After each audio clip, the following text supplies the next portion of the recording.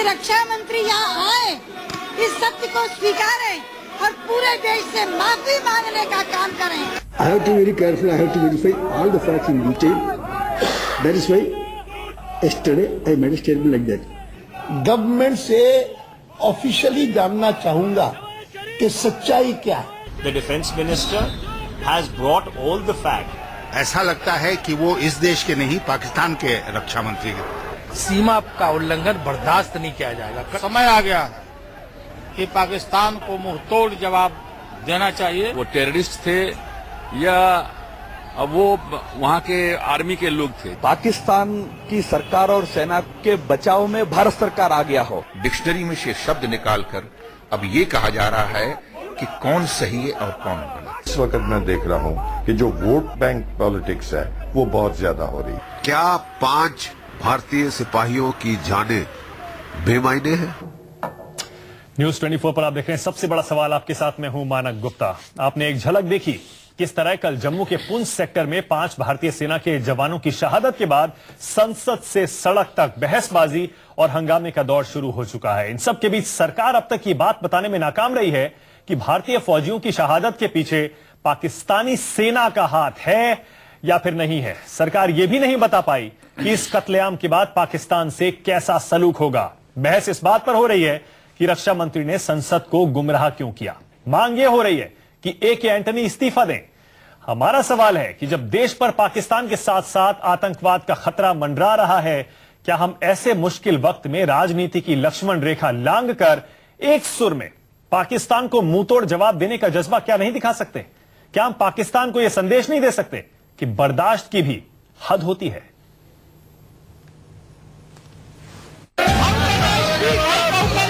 रक्षा मंत्री आए और स्थिति को स्पष्ट करें। प्रधानमंत्री जी आप रिस्पॉन्ड करिए। संसद में जोरदार हंगामा हुआ। रक्षा मंत्री ए.के. एंटनी विपक्ष के निशाने पर थे। मंगलवार को उनके और सेना के बयान ने ए.के. एंटनी को इस कदर फंसाया कि विपक्ष ने सदन में कदम रखते ही रक्षा मंत्री के खिलाफ विशेषाधिकार हनन का प्रस्ताव पेश कर दिया। विपक्ष का आरोप है कि जम्मू के पुंछ में 5 भारतीय सैनिकों की हत्या के गंभीर मसले पर रक्षा मंत्री देश को गुमराह कर रहे हैं। सरकार कह रही है वो कुछ लोग थे जो पाकिस्तानी वर्दी में आ गए थे, सेना की वर्दी में। आप प्रधानमंत्री जी को कहिए कि प्रधानमंत्री जी इस पर रिस्पॉन्ड करें। आप निर्देश दीजिए। प्रधानमंत्री जी आप रिस्पॉन्ड करिए। प्रधानमंत्री जी आप रिस्पॉन्ड करिए।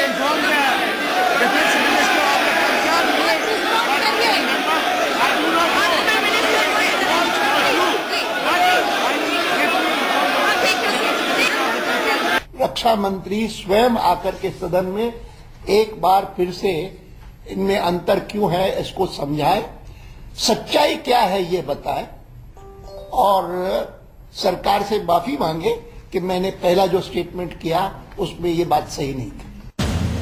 पुंछ हमले के बाद मंगलवार को सेना ने अपने बयान में कहा था कि जम्मू कश्मीर के पुंछ सेक्टर में नियंत्रण रेखा के पास भारतीय सेना के गश्ती दल पर पाकिस्तान बॉर्डर एक्शन टीम ने घात लगाकर हमला किया। इस हमले में 5 भारतीय सैनिक शहीद हुए। पाकिस्तानी सैनिकों के साथ हथियारों से लैस करीब 20 आतंकवादी भी थे। लेकिन मंगलवार शाम सेना की तरफ से जारी बयान संसद में दिए रक्षा मंत्री के बयान से एकदम उलट है। ए.के. एंटनी ने कहा था कि पुंछ में भारतीय फौजियों पर हमला करने वाले आतंकी पाकिस्तानी फौज की वर्दी पहने हुए थे। जैसे ही एंटनी ने मंगलवार को ये बयान दिया, उसी वक्त विपक्ष ने इसे पुंछ हमले में पाकिस्तान को क्लीन चिट देने वाला बयान करार दिया, क्योंकि हमले के लिए रक्षा मंत्री ने पाकिस्तानी सेना को जिम्मेदार नहीं ठहराया था।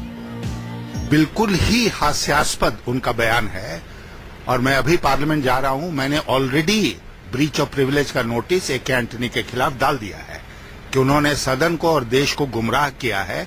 उस तरह का बयान देकर अपना बयान जस्टिफाई कराने के लिए उन्होंने जो आर्मी का बयान था, जो सच्चाई पर आधारित था, उसको चेंज कराया है। तो इसलिए लेकिन सेना के बयान ने विपक्ष को रक्षा मंत्री को घेरने के लिए दोहरा हथियार दे दिया। रक्षा मंत्री अपने पहले के बयान में इस कदर उलझे कि उन्हें सदन में सफाई देनी पड़ी। एंटनी ने माना कि बयान देते वक्त उन्हें जिम्मेदारी का एहसास होना चाहिए था और अब वो सेना प्रमुख विक्रम सिंह के जम्मू दौरे के बाद फिर सदन में बयान देंगे। When as defense minister, when I make a statement in the parliament on such a matter, I have to be very careful. I have to verify all the facts in detail. That is why yesterday I made a statement like that. Today, Army Chief has gone to that area. If he come back, if I get some other details, I will come back to you. Okay.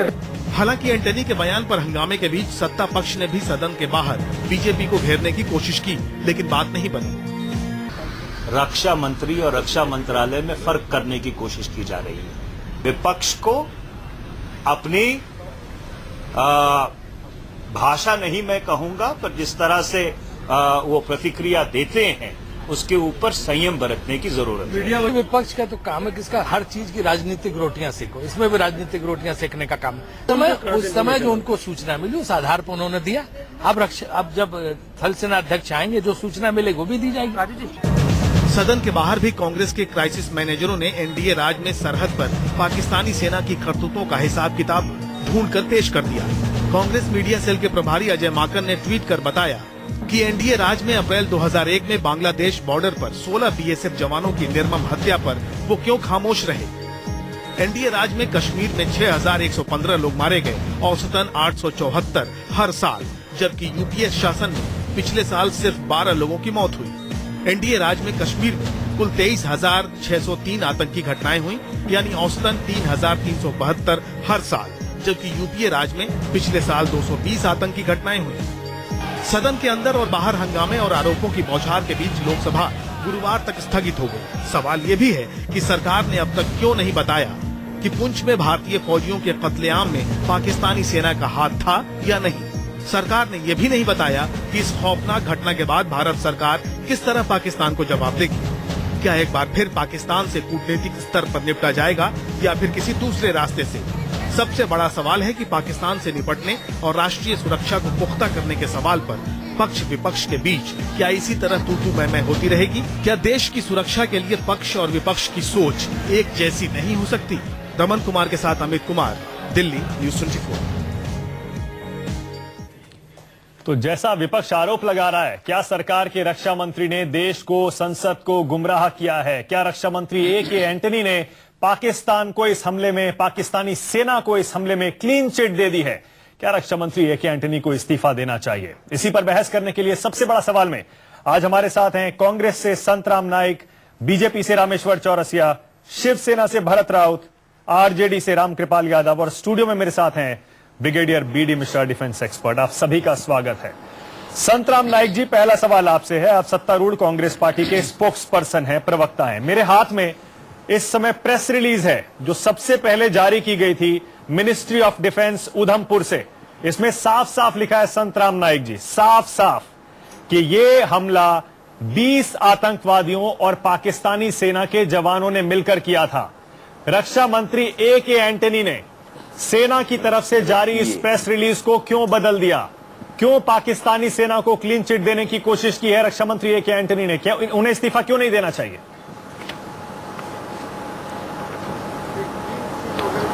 जो आप करते हैं वो गलत है। एक perception में कोई फर्क हो सकता है, कम्युनिकेशन गैप हो सकता है, और खुलासा देने के बाद वो तो मैटर सेटल होना चाहिए।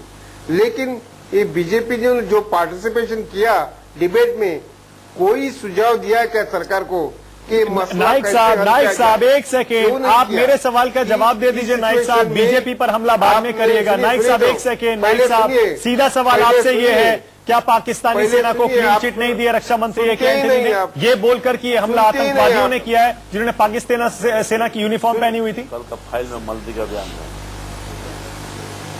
आप सुनते नहीं तो कैसे जवाब देंगे हम?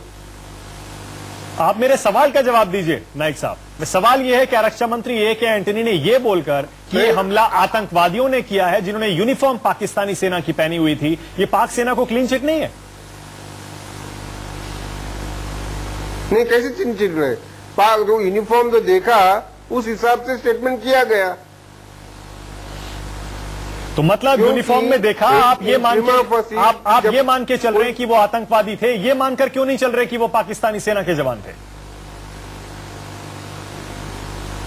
देखिए, उसका थोड़ा सा इन्वेस्टिगेशन, परसेप्शन, इंफॉर्मेशन मिलने के बाद ही पूरा पक्का सबूत मिलने के बाद भी इस तरह के विधान किए जाते हैं। इंटरनेशनल कंसेप्ट में वो भारत जानता है, इसलिए भारत सरकार की तरफ से उस तरह का बयान किया गया। थोड़ी सी डिफरेंस बिटवीन आर्मी का स्टेटमेंट और डिफेंस मिनिस्टर का स्टेटमेंट है, उसका भी स्पष्टीकरण हो गया। लेकिन हम तो मूल प्रश्न को क्यों नहीं सोचते हैं कि इस माहौल में नाइक साहब चिंतित है। नाइक साहब एक सेकेंड, नाइक साहब आप कह रहे हैं जनरल विक्रम सिंह करने का, नाइक साहब एक सेकेंड, जनरल विक्रम सिंह दौरा कर रहे हैं एलओसी का, वापस आकर रिपोर्ट देंगे, उसके आधार पर रक्षा मंत्री बताएंगे आखिर हुआ क्या था। आर्मी ने तो पहले ही बता दिया अपनी प्रेस रिलीज में कि पाकिस्तानी सोल्जर थे। अब जनरल विक्रम सिंह भी आएंगे तो क्या बताएंगे? यही बताएंगे आप? वो तो डिटेल में बताएंगे ना, वो तो डिटेल में बताएंगे क्या माहौल गया, तो उसके एक सेंटेंस में नहीं। तो उससे पहले आपने ये क्यों कह दिया? उससे पहले रक्षा मंत्री को ये कहने की क्या जरूरत थी कि आतंकवादी थे जिन्होंने यूनिफॉर्म पहनी हुई थी? मैटर सीरियस हो जाएगा। आप बताइए, आप देखिएंगे ये मैटर सीरियस हो जाएगा। सोनिया जी ने भी कहा है कि अप्रोप्रिएट एक्शन लिया जाए। अप्रोप्रिएट एक्शन मतलब इसका क्या अर्थ होता है आप देखेंगे कुछ दिनों के बाद। चलिए, आप कह रहे हैं कि सख्त कार्रवाई होगी, सरकार कड़ा स्टैंड लेगी। ठीक है, आपके पास लौटता हूं मैं, आपके पास लौटता हूं। संत राम नाईक जी, आपके पास लौट रहा हूं मैं। ठीक है, आपके पास लौट रहा हूं। रामेश्वर चौरसिया जी, सवाल मेरा ये है, 2 दिन का इंतजार नहीं कर सकती बीजेपी? इतना सेंसिटिव मुद्दा है, इसको एकदम से उठाकर इस पर राजनीति करना, रक्षा मंत्री के घर के बाहर प्रदर्शन करना और एक बयान को लेकर इतना बड़ा हंगामा खड़ा कर देना संसद से सड़क तक। एक दिन इंतजार कर लीजिए, जनरल विक्रम सिंह को लौटने दीजिए, उसके बाद कर लीजिएगा क्या कह रहे हैं वो। जब कांग्रेस से पूछते हैं तो आपको कंसर्न दिखता है, देश की गंभीरता का पता चलता है। जब बीजेपी से पूछते हैं तो इसका गंभीरता आपको पता नहीं चलता है। अब आप समझ रहे हैं कि बीजेपी ऐसे बयानों पर भी कांग्रेस की वाहवाही सरकार की करे। एक बात मैं आपसे पूछता हूं, देश का डिफेंस मिनिस्टर इतनी जल्दीबाजी में पार्लियामेंट में बयान देना, ऐसा लग रहा है कि पाकिस्तान के डिफेंस मिनिस्टर बोल रहे हो। ये तो पाकिस्तान के डिफेंस मिनिस्टर का बयान होना चाहिए था साहब। हाँ, कि वो हमारी सेना नहीं थी, हमारी सेना की वर्दी में आतंकवादी थे। ये डिफेंस मिनिस्टर बोल रहे हैं। इनके पास कौन सा इंटेलिजेंस एजेंसी का ये रिपोर्ट लेकर के बोल रहे हैं? अगर ऐसी ही इंटेलिजेंस रिपोर्टिंग थी, इंटेलिजेंस रिपोर्ट का इनके पास थी तो इनको पहले बता देना चाहिए था। जो सज्जन बोल रहे थे तो मैं चुप था। कृपया धैर्य से सुनिए, देश का मामला है, पार्टी का मामला नहीं है, कांग्रेस बीजेपी का मामला नहीं है। वो देख आपको पूरा मौका दूंगा, मैं एक करके बोला है, सब सुनेंगे, सबको मौका मिलेगा। नाइक साहब एक सेकंड रुक जाइए, नाइक साहब रुक जाइए। चौरसिया साहब, मेरा एक काउंटर क्वेश्चन है आपसे। चौरसिया साहब आपको बता रहा है कि इस तरह के बयान देना, वो भी पार्लियामेंट में एक डिफेंस मिनिस्टर का एक ब्रीच ऑफ प्रिविलेज नहीं है, देश के लोगों को गुमराह करने का मामला नहीं है। चौरसिया साहब, अब मेरा काउंटर क्वेश्चन सुन लीजिए। अधिकार नहीं है। चौरसिया साहब, मेरा सवाल सुनिए। 1 मिनट में मैं खत्म कर रहा हूँ, 1 मिनट में। हाँ बोलिए। सवाल मेरा ये है चौरसिया साहब, बोलिए। कारगिल के मास्टरमाइंड जनरल परवेज मुशर्रफ को आगरा में आपने बुलाया था, आपकी सरकार ने बुलाया था। इसका मतलब क्या आपने परवेज मुशर्रफ को क्लीन चिट दे दी थी? देखिए, आप किसी चीज को उलझाइए नहीं। हो क्या रहा है आजकल, देश का जब समस्या आता है तो कारगिल, ऐसा आप बोल रहे हैं जैसे कारगिल में बीजेपी का मामला था, 71 कांग्रेस का। अरे भैया, देश की सेना लड़ती है।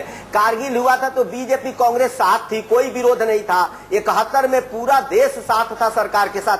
कृपया तो इस लड़ाई पर आप राजनीति क्यों कर रहे हैं?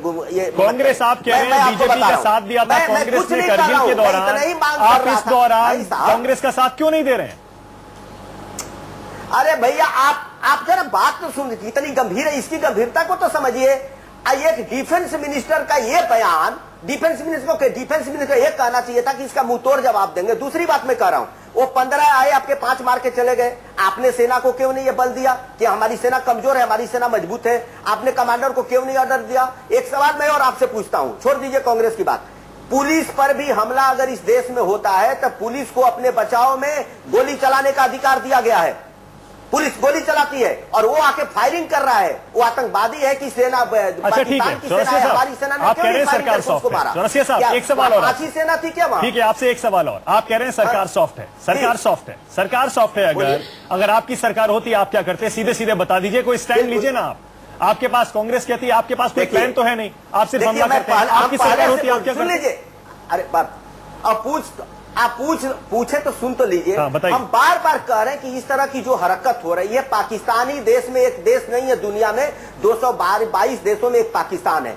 एक तरफ पाकिस्तान बात करता है, दूसरी तरफ हमला करता है। इसीलिए पाकिस्तान से इतनी जल्दीबाजी बातचीत करने की इंडियन गवर्नमेंट को क्यों होती है? बीजेपी बार बार मांग कर रही है कि जब तक पाकिस्तान अपनी सुधरता नहीं है उससे बातचीत बंद किया जाए। दूसरी बात, पाकिस्तान अगर 2 मारता है तो हमारी सेनाओं को इतना पावर दिया जाए कि वो 5। देखिए, ताकत की भाषा से दोस्ती होती है साहब, कमजोरी से दोस्ती नहीं होती है। आप ताकत इस्तेमाल कीजिए। पाकिस्तान आपको दोनों तरफ से घेर रहा है, उधर से चाइना भी कर रहा है, और आप सॉफ्ट बने रहिएगा, देश की जनता की भावनाओं को भी नहीं समझिएगा। दूसरी बात, एक और बात मैं कह रहा हूं, इसमें कोई राजनीति नहीं है। आप डिफेंस फोर्सेस को मजबूत कीजिए। डिफेंस इक्विपमेंट जो होते हैं, आधे पैसे डिफेंस के लैब्स होते हैं, पूरे डिफेंस सिस्टम को मजबूत कीजिए। चलिए ये बड़ा मुद्दा है रामेश्वर चौरसिया साहब, ये बड़ा मुद्दा है, इस पर बाद में आएंगे। लेकिन एक छोटा सा उदाहरण याद दिला देता हूं। बीजेपी की पाकिस्तान को लेकर जो पॉलिसी है उसमें भी कोई फर्क नहीं है। पार्लियामेंट पर अटैक हुआ था, उसके बाद लाखों फौजी सेना बॉर्डर पर तैनात कर दिए थे, लेकिन हुआ कुछ नहीं था। लौटूंगा आपके पास, रामकृपाल जी, लौटूंगा आपके पास, एक सेकंड आऊंगा आपके पास। रामकृपाल जी, एक मिनट सुन लीजिए रामेश्वर जी, चौरसिया जाऊंगा आपके पास। जो पार्लियामेंट में अटैक हुआ उसमें सुन लीजिए, एक मिनट सुन लीजिए। पार्लियामेंट पर अटैक आपने जब हुआ उस समय हमारी सेना के जवान नहीं थे, दिल्ली पुलिस ने उनको मार गिराया। ये बात मैं आपको बताना चाहता हूं। तो हमारी मिलिट्री ने उनको क्यों नहीं मार गिराया? पाकिस्तान को सबक सिखाने की बात थी तो आपने क्या किया था? पाकिस्तान को सबक सिखाने की बात थी, फौजी बॉर्डर पर तैनात कर दिए, लेकिन हुआ कुछ नहीं था। आप अब ये बात कहना तो बड़ा आसान है। बिल्कुल, बॉर्डर पर तैनात किए तो पाकिस्तान सरेंडर कर गया था। आपको पता होना चाहिए, आपको पता होना चाहिए कि कितना बड़ा दबाव पाकिस्तान पर पड़ा था। भारत सरकार क्यों नहीं करती? हम भारत सरकार को पूरी सहयोग दे रहे हैं, पूरी अपोजिशन सहयोग दे रही है। रामकृपाल जी, बीजेपी नहीं दे रही है। शिवसेना से भरत राउत जी भी हमारे पास हैं। एक सेकंड में आ रहा हूं राउत साहब, लेकिन रामकृपाल जी, क्या डिफेंस मिनिस्टर ए के एंटनी ने यह कहकर कि ये हमला आतंकवादियों ने किया है, जिन्होंने पाक यूनिफॉर्म पहनी हुई थी आर्मी की, क्या देश को, संसद को गुमराह किया है? क्या उन्हें इस्तीफा देना चाहिए? देखिए, बात दरअसल ये है कि जिस तरह से कल की घटना है जिसमें बिहार रेजिमेंट के 5 लोग मारे गए, जिसमें बिहार के 5 नौजवान मारे गए, जिसको हम सैल्यूट करना चाहते हैं, और एक महाराष्ट्र के थे जो बिहार रेजिमेंट में काम करते हैं। आज वो पूरा परिवार बिलख रहा है, कोई देखने वाला नहीं है। बहुत दुर्भाग्यपूर्ण स्थिति है। मगर भारतीय जनता पार्टी टोटल राजनीति कर रही है। माननीय रक्षा मंत्री जी ने कल बयान दिया, निश्चित तौर पर चिंता का विषय है कि आतंकवादी अगर सेना के वर्दी में आकर के हमारे जवानों को मारने का काम करता है तो ये भी एक चिंता का विषय है। हम जानना चाहते हैं मंत्रालय से कि जब आतंकवादी अटैक करता है तो हमारे आईबी कहाँ रहते हैं? क्यों नहीं प्रायर इन्फॉर्मेशन लेकर के आप भी रक्षा मंत्री को रोकने का प्रयास करते हैं? रामकृपाल जी, आप भी वही भाषा कह रहे हैं। आप यानी कि रक्षा मंत्री ए के एंटनी की बात को सही मान रहे हैं कि हमला आतंकवादियों ने ही किया था, जिन्होंने सेना की यूनिफॉर्म पहनी हुई थी पाकिस्तान की? अरे ये जो बयान आया है, मेरी कॉपी मेरे हाथ में है, कल मैं उसकी चर्चा कर रहा हूं। और आतंकवादी भी कंट्राडिक्शन है। सेना के अधिकारी कह रहे हैं कि पाकिस्तान के जवान थे, कुछ आतंकवादी भी थे। इनर कंट्राडिक्शन है। वो अब मंत्री जी अपना जवाब देंगे, सरकार जवाब देगी। क्या जिस तरह से भारतीय जनता पार्टी राजनीति करने की कोशिश कर रही है, पूरे मामले को राजनीति में परिवर्तन करके वोट बैंक की तरफ ध्यान देने का काम कर रही है। ठीक है, आप कह रहे हैं पर ये चिंता का विषय। ठीक है, आप कह रहे हैं इस पर देश के ऊपर अटैक हुआ है तो देश के 100 करोड़ से अधिक लोगों पर अटैक हुआ है। ठीक है, और पूरा एकजुट होकर के इसका मुकाबला करना चाहिए और मजबूती के साथ इसका मुंहतोड़ जवाब देना चाहिए। मुंहतोड़ जवाब कैसा होना चाहिए? तब तक हम मार खाते रहेंगे। इसी पर बात हो रही है, मुंहतोड़ जवाब कैसा होना चाहिए? पहले भी हमला होता रहा है, हमारे सर काट लिए गए हैं। ठीक है, बिल्कुल सही है रामकृपाल जी, बिल्कुल सही है, मुंहतोड़ जवाब होना चाहिए। हर कोई बातें कर रहा है, हर कोई बातें कर रहा है, लेकिन शायद एक होकर देश एक होकर रामकृपाल जी लौटता हूं आपके पास। आपके पास आता हूं रामकृपाल जी, पूरी तौर पर मजबूती के साथ जवाब देने का आ रहा हूं आपके पास, आ रहा हूं। एक ब्रेक लेना है मुझे, एक ब्रेक लेना है रामकृपाल जी, ब्रेक लेना है मुझे, खराब हो स्थिति ब्रेक पर जाने से पहले भरत राउत जी का एक छोटा सा कमेंट लेना चाह रहा हूं मैं। राउत साहब, शिवसेना शायद इकलौती ऐसी पार्टी है जो मुंहतोड़ जवाब पाकिस्तान को कैसा होना चाहिए खुलकर बोल रही है। 5 मारे हैं उनके 50 मारिए। क्या वाकई आपको भी ऐसा लगता है कि पाकिस्तान के साथ जंग का ऐलान कर देना चाहिए भारत को? अभी भी ऐसा लगता है? देखिए, शिवसेना बिलीव्स इन एक्शन। हम ऐसे छोटी मोटी स्टेटमेंट करते रहो, ये आतंकवादी थे या नहीं थे, इसका कुछ नहीं। हमारे 5 जवान शहीद हो गए, ये सत्य है। और ये सत्य है, अगर वहां पे वो जवानों ने मारे, उनके सैनिकों ने मारे या उनके आतंकवादियों ने मारे, उसे हमें लेना देना नहीं है। जिस तरह से हमारे संरक्षण मंत्री, रक्षा मंत्री जिस तरह से उनकी तरफदारी कर रहे हैं, उनकी साइड ले रहे, उससे हम बिल्कुल नाराज है। इसलिए हमने संसद के पटल में भी कहा है और हम बाहर भी कह रहे हैं कि हमें मुंहतोड़ जवाब देना चाहिए। मुंहतोड़ जवाब अगर उन्होंने मारे तो हमें इतनी ताकत होनी चाहिए कि हम भी उनके लोग मार सकते हैं। अगर ऐसा नहीं करे तो हमारी जो शांतता है वो लायन की पीस नहीं होगी, ये तो चूहे की शांति होगी। ये चूहे की शांति को कोई मानता नहीं है। इसलिए शिवसेना का ये मानना है कि आज उन्होंने जिस तरह से संसद को गुमराह किया, इसके लिए पहले रक्षा मंत्री ने इस्तीफा देना चाहिए। पहली बात, उन्होंने मॉरल रिस्पॉन्सिबिलिटी लेनी चाहिए, क्योंकि अगर उन्हें ये पता नहीं है कि सेना का स्टेटमेंट क्या आ रहा है, तो इसका मतलब है कि रक्षा मंत्री नाकाम है। एक छोटा सा ब्रेक ले रहा हूं दिल्ली में जो स्टेटमेंट निकला है रक्षा मंत्रालय का, क्लियर है, आपका स्टैंड साफ है, रक्षा मंत्री को इस्तीफा देना चाहिए और कड़ा कदम होना चाहिए पाकिस्तान के खिलाफ। लेकिन सवाल अभी भी वही है जो मैं लगातार पूछ रहा हूं, पाकिस्तान के खिलाफ कैसा एक्शन होना चाहिए? आप कह तो रहे हैं 50 मारे जाए। हमारे साथ ब्रिगेडियर बी डी मिश्रा भी हैं, काफी देर से इंतजार कर रहे हैं। बड़ी अजीब सी बात है, हमारे 5 सैनिक बॉर्डर पर पाकिस्तान ने मार गिराए और हम बहस ये कर रहे हैं कि वाकई रक्षा मंत्री ए के एंटनी ने संसद को गुमराह किया। सवाल ये है कि क्या जिन 5 हमारे फौजियों को जिन लोगों ने मारा, क्या वो पाकिस्तानी सेना के थे या आतंकवादी थे? ब्रिगेडियर मिश्रा, आप तो एक्सपर्ट हैं डिफेंस के, आप उस इलाके में रह चुके हैं फौज में, आपको लगता है कि यह आतंकवादियों का काम था या पाकिस्तानी सेना का काम था? जो 3 पोस्टों का नाम आया है सुर्खियों में, अखबारों में, चकंदीबाग, सरला और चीता, ये तीनों पिकेट हमारे नीचे थे। मेरे पास 21 पिकेट थे। 79 से 81 तक मैं उसी एरिया में बटालियन कमांड कर रहा था। पहली बात तो यह है कि पाकिस्तान की आर्मी का डिप्लॉयमेंट उस एरिया में काफी क्लोज है और वो डोमिनेट करते हैं। वहां का कोई गांव वाला या कोई और दूसरा आदमी तब तक वहां का लाइन ऑफ कंट्रोल पाकिस्तान की तरफ से नहीं क्रॉस कर सकता है जब तक कि वो चाहे नहीं। और कोई भी आदमी अगर आएगा तो उनको पूरा उसका इतला होता है, क्योंकि हर गांव का जो मुखिया है वो रिस्पांसिबल है आर्मी की, वहां की आर्मी को रिपोर्ट करने का। तो ये तो बिल्कुल माना ही नहीं जा सकता है कि बिना पाकिस्तान के आर्मी के कोई आदमी वहां आ सकता है। पहली बात। दूसरी बात यह है कि पाकिस्तान की आर्मी अगर ऐसा प्लान बनाती है तो वो दूसरों को क्यों भेजेगी? वहां पर तो अवार्ड्स हैं कि अगर कोई आदमी गर्दन काट के लाएगा तो उसको 10 लाख मिलेगा, अगर वो वेपन लाएगा तो उसको 5 लाख मिलेगा, अगर किसी को मारेगा तो 3 लाख मिलेगा। ये सब मोटिवेटिंग फैक्टर्स हैं। पाकिस्तानी फौज, टैक्टिकली पाकिस्तानी सेना का काम। पाकिस्तानी सेना कभी भी अपने बॉर्डर एक्शन टीम को यह नहीं अलाउ करेगी किसी और को घुसने दें। और रात का अंधेरा था, आप कोई आदमी जो लड़ाई में रहा है, मैंने एम्बुश लगाया है, मैं एम्बुश फेस किए हूं, और उस इलाके में या ऐसे इलाके में एम्बुश के माने ये होते हैं, रात का अंधेरा है, रात के अंधेरे में 6 लोग जा रहे हैं, एकाएक छुप के उनके ऊपर बड़े हेवी वॉल्यूम के फायर आए, उसमें 5 लोग मरते हैं, 1 घायल हो जाता है, बाकी 20 आदमी निकल जाते हैं। जो एम्बुश किए हैं वो भाग जाते हैं। वहां गांव वाले सब सो रहे हैं, अपने घर में घुस गए हैं, उनको एम्बुश किसी नहीं किया। तो किसने गिनती की कि इसमें 20 आदमी कौन थे और ये कौन सी ये टेररिस्ट थे या आर्मी वाले? ब्रिगेडियर मिश्रा बहुत इंपॉर्टेंट बात ये कह रहे हैं कि हमें ये मानकर चलना चाहिए कि ये पाकिस्तानी फौज का काम है, ना कि आतंकवादियों का। इसीलिए क्या सरकारी जो हमें बयान दिया जा रहा है उसका मतलब पाकिस्तान को कहीं बेनिफिट ऑफ डाउट तो नहीं दिया जा रहा है, वो भी जानबूझकर? लेकिन दूसरा सवाल ये भी है, क्या अब बहस ये नहीं होनी चाहिए कि पाकिस्तान के खिलाफ एक्शन क्या होना चाहिए?